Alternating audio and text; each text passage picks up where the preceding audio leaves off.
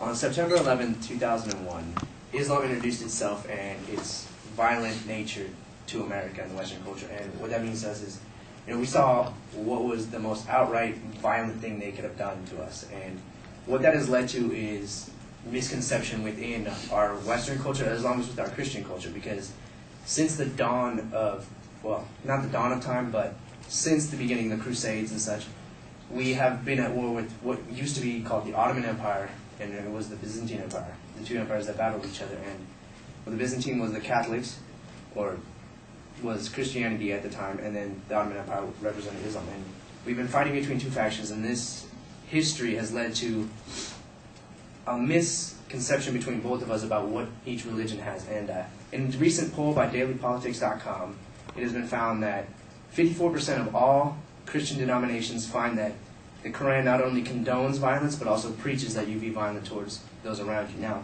this can be found as, this is a false fact, because in this speech, I will inform you the role of violence within Islam. I will inform you what the Sharia is and how it governs the faithful of Islam. I will also tell you the true meaning of jihad, and then I will go into the inner violence between the Shia and the Sunni, so we can better understand how it relates to us and ourselves. Now, my first thing is what Sharia is. Sharia is the law, holy law of Islam. It's kind of like the Ten Commandments in the religious aspect, but what the Sharia is also a theocratic denomination.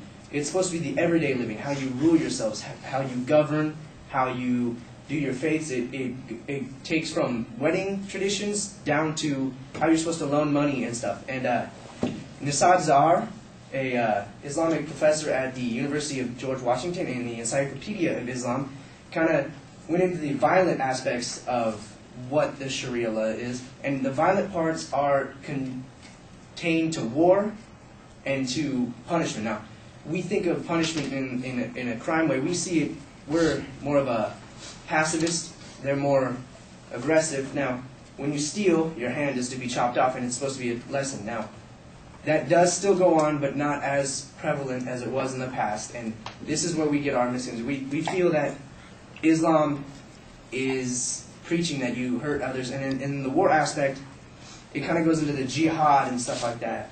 What jihad is, and now this goes on to my second study, what jihad is. The true meaning of jihad is the misconception we have is jihad means holy war.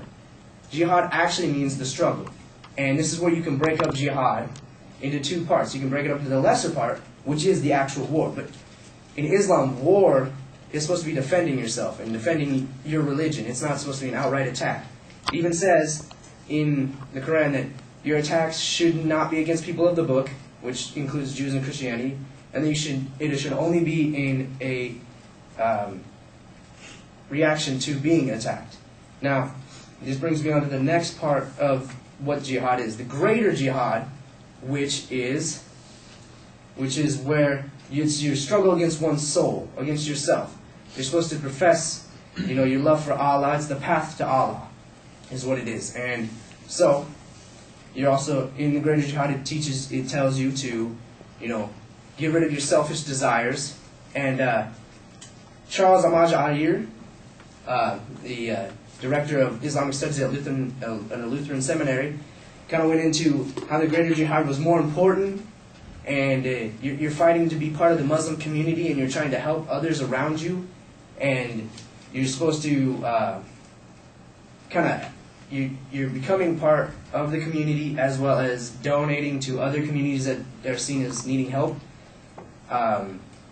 as well as you're not supposed to fight. You're supposed to fight your desires. You're supposed to fight you. And that's what they mainly preach, is fighting off the devil and stuff like that. It's the path to Allah and all that stuff.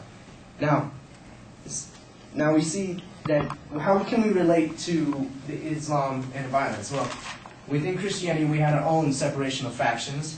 In early times, in the medieval times, Martin Luther wrote on the door of a church, Protestant ways, and this upset the Pope. But what we don't realize is back then in that time, the Pope was more than just a figure of state. He was a figure of religion, but a figure of state and religion. He ruled a continent. This is where violence came across in there. Now, within Islam, it has this same sort of thing. The difference between Sunni and Shiite is the Sunni believe that the leaders of Islam should be promoted or, voted upon, and the leaders of Shiite believe that Ali, who is the direct bloodline of Muhammad, they believe that his descendants should be the only caliphates or caliphs, which is religious leader in Islamic. They believe they should be the only rulers of Islam. And this is where the fighting comes into hand, that over the course of history, there's been many assassinations of these caliphs and caliphates. Now, one fighting another, and that's where it leads to now. Modern day time, we see more of oppression, more of a political oppression than a religious oppression. Politically, the Sunni outnumber the Shiite by a percentage of 90% of all Shiite, or all Muslims are Sunni, and 10 to 15% roughly are Shiite. And we see because the Ottoman Empire was destroyed in 1928, there has been no caliph voted upon or appointed or anything like that. And this is where the fighting comes in, because they don't know, they have nobody to rule their faith, and now they feel as if they're fighting each other to figure out what to do, and that's what led to the attacks on us, because we did stuff like that. And then, all right. Now, in conclusion, I have informed you on the role of violence in the Islamic community.